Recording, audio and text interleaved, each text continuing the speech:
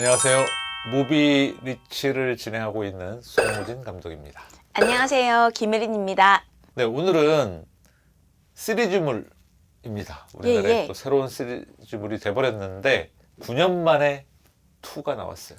원에서 나왔던 그거잖아요. 어이가 없네. 에헤. 2가 어이가 없네. 이런 느낌인데. 네, 제목은 베테랑 2!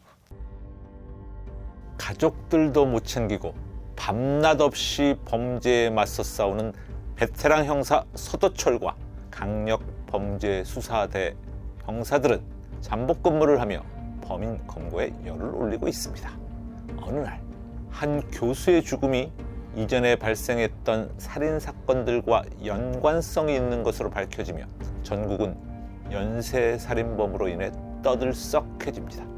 하지만 이들을 비웃기라도 하듯 연쇄살인범은 다음 살인 대상을 지목하는 예고편을 인터넷에 공개하고 또 한 번 전 국민을 뒤흔들어 놓습니다. 강력 범죄 수사대는 인원 충원을 위해 정의감 넘치는 막내 형사 박선우를 데려오고 사건은 의도치 않는 방향으로 흘러갑니다. 죄짓고 살지 말라 그랬지. 영화 베테랑 2였습니다. 사실 1편이 선과 악의 대결이었다면 2편은 신념과 정의의 대결이라고 해야 할까요? 잘생김과 못생김의 대결이 아니구나. 황정민 배우 보면 잘생겼어요. 그 영화에서 막 둘이 너무 닮지 않았냐 할 때 막 네. 분노가 일더라고요. 뭐 어떡하자는 거야? 지금 너무 무리수 두는 거 아니야? 근데 그 다시 보시면 아시겠지만 그 대사를 하고 났을 때 그 약간 싸한 느낌이 있어요. 특히 그 여배우 그 모델 출신 그 배우 그분이 약간 맞아. 또 아쉬운 점이 있다면 광역수사대 활약들이 좀 줄었어요. 1편에 맞아. 비해서는. 그게 좀 아쉬운 것 같아, 확실히. 너무 정해인한테 몰빵했다. 몰빵할 만큼 정해인 배우는 잘했던 것 같아요. 맞아요. 근데 스토리가 문제인 거지 뭐. 이 영화의 퀄리티는 역시 어디서 나온다? 시나리오에서 나온다. 시나리오가 튼튼하지 않으면 아무리 좋은 배우가 나오고 뭐 감독이 뛰어나도 그걸 넘어가기가 좀 힘든 것 같아요. 그래서 그런 부분이 좀 어렵지 않았나. 어쨌든 제일 중요한 거는 첫 기초공사, 시나리오. 항상 몇 번 이야기하지만 헐리우드는 제작비의 10%를 시나리오에 투자한단 말이에요. 그러니까 20명에서 30명 작가들 붙는데 우리는 거의 뭐 독고다이로 쓰고 약간 모니터링 하는 느낌? 그러니까 한 1%뿐이 안 쓰니까. 그것도 진짜 영화사 연구를 하면 깨닫는 지점들이에요. 그래요? 네. 그 되게 좀 번외의 얘기인데 네. 이 영화라는 게 이제 미국에서 스튜디오 스타일로 만들고 이거를 일본도 이제 미군정 밑에서 스튜디오 스타일로 만들거든요. 네네. 근데 한국은 1950년대부터 이제 영화를 만들기 시작해요. 근데 이 한국 영화 스타트가 작가주의예요, 작가주의. 그러니까 그 감독 중심으로 시나리오도 쓰고 찍고, 그러니까 김기현 감독님 같은 경우는 자기 돈으로 막 세트장도 만들고 막 이렇게 하잖아요. 근데 이제 박정희 정권이 들어오면서 우리도 영화를 수출해보자, 스튜디오로 만들어보자, 이렇게 해서 투자한 게 이제 신영화, 신필름. 신필름. 약간인데, 걔만 되는 거지. 사실은 다 이 신필름의 밑에서 그냥 또 옹기종기해서 이제 신필름 이름으로 대명 제작도 되게 많이 하거든요. 그러니까 우리나라는 그 태생 자체가 그 작가주의라고 해가지고 모든 걸 혼자서 해서 책임도 내가지고 내영하고 약간 요런 스타일이 이미 굳어져 있기 때문에 또 무엇보다 돈이 없어서 그 스튜디오를 하면은 돈을 진짜 많이 넣어야 되잖아요. 그쵸. 근데 우리나라가 사실 전쟁 끝나고 돈이 별로 없을 때 이런 시스템이 만들어지다 보니까 그렇게 돈을 밀어넣을 수가 없잖아요. 생필름도 못 사게 하는데 나라에서. 그런 지점들이 있는 것 같아요. 오늘 갑자기 또 문득 생각이 났네요. 그래서 아마 이런 스타일로 되지 않았을까. 그게 이제 이어지면서 네네. 사실은 뭐 90년대서부터 우리나라가 이제 프로듀서라는 사실 그런 직업 내지는 그런 뭐 위치가 만들어졌지. 그 전에 영화 자금은 지방에서 다 올라왔어요. 그쵸, 지방 그쵸. 극장주들이. 지방 극장주들이 네, 그러니까 잘 될 작품. 잘 될 작품, 투자하고. 야한 영화 막 이런 거에 아니 60년대도 또 괜찮았어요. 아니 90년대 이전을 이야기하는 거. 7, 80년대 80년대? 60년대까지만 해도 괜찮아서 야한 영화는 진짜 70년대가 많아졌죠. 80년대지. 사실은 3S 정책을 전두환이 하고 막 이러면서 그때 이제 막 부인 시리즈들 막 나오고 왜 그랬잖아요. 최근 연구에서는 요새 그게 3S 정책 때문이 아니다. 네. 전 세계의 트렌드였다. 아 진짜? 에로가. 뭐 그런 거가 또 있긴 하죠. 이윤종 선생님 네. 보고 있나요? 선생님 책 의미 있게 읽고 있습니다.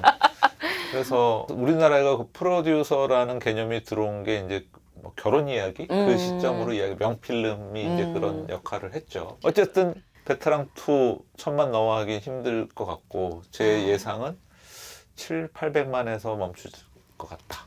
좀 안타까운 일이지만 브레이크이븐이 350만이니까 충분히 벌으셨으니까 다음번엔 더 좋은 작품 만들기를 응원합니다. 이 와중에 저희는 제 생각은 달라요.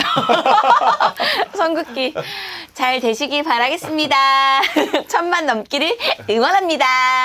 내기? 아니나 좀 힘들 것 같아요. 이런 와중에 또 우리가 말씀을 뽑아왔죠. 맞아요. 네, 낭남 목소리 읽어주시기 바랍니다. 알겠습니다. 대제사장들과 온 공회가 예수를 죽이려고 그를 칠 증거를 찾되 얻지 못하니 이는 예수를 쳐서 거짓 증언한 자가 많으나 그 증언이 서로 일치하지 못함이라. 마가복음 14장 55에서 56절 말씀입니다. 아멘. 아멘. 자경단이라고 옛날에 표현을 했죠. 그러니까 법이 집행을 해야 되는데 집행을 아주 약하게 하거나 비질란테라는 뭐 이태리어에서 출발했다고 하는데 그런 용어들이 이제 나오게 되고 쓰여지게 되고 사실 이 영화의 소재라고 할 수 있겠습니다. 근데 원래 죄를 저지르면 거기에 해당하는 죄가를 치러야 되잖아요. 물론 이제 뭐 예수님 용서한다고 해서 그런 범죄가 없어지는 건 아니란 말이에요. 그런 부분에 대한 사적인 처단을 하는 그런 내용인데 그게 왜 그러냐? 사법 체계가 무너졌다. 근데 이거는 뭐 우리나라만 있는 일이 아니고 미국이나 뭐 유럽에서도 일어나는 일이고 우리나라도 요즘에 특히 더 그런 부분들이 많은 것 같아요.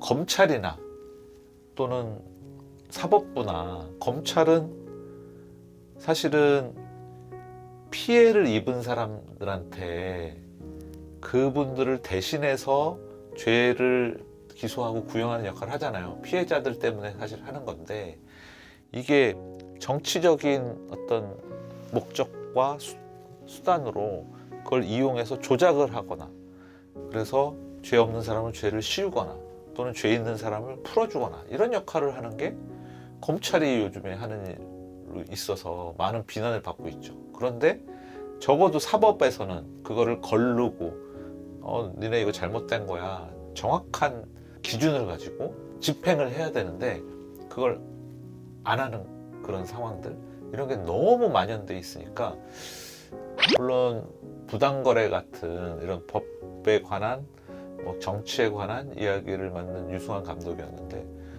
이 베테랑 2에서 만드는 데까지 9년이 걸렸는데 고민을 많이 했던 것 같아요. 그리고 거기에 이제 사회 문제들도 많이 나오죠. 뭐 미투 문제도 나오고 학폭 문제도 나오고 마약 문제도 나오고 또 사이버 레카 뭐 이런 최근에 일어난 문제들을 뭐 많이 다루고 있는데 사실은 뭐 정의를 구현한다 뭐 법의 기준에 따라 행한다 하지만 그런 게 다 말도 안 되게 행해지는 모습들을 지금 너무 많이 보고 있기 때문에 국민들이 거기에 대한 분노가 되게 많은 것 같아요. 그렇지만 그게 여기서 이제 명대사라고 해야 되나? 기억나는 대사는 살인에 좋은 살인이 있고 나쁜 살인이 있을 수 없다. 그거는 잘못된 거다라는 게 서도철, 황정민이 하는 대사이긴 하죠.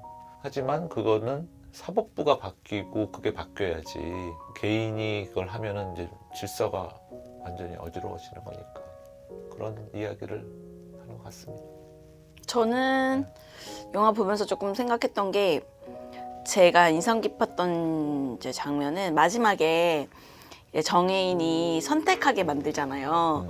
그냥 나랑 같이 편안하게 살 방법이 있고 다 뒤집어 씌우고 아이러니를 주는 거죠. 어쨌든 근데 그때 이제 보면 황정민이 정의의 편에 서잖아요. 그렇죠. 그러니까 저는 솔직히 그런 거를 보면서 만약에 내가 그런 일을 겪게 된다. 만약에 내가 어떤 선택을 해야 된다.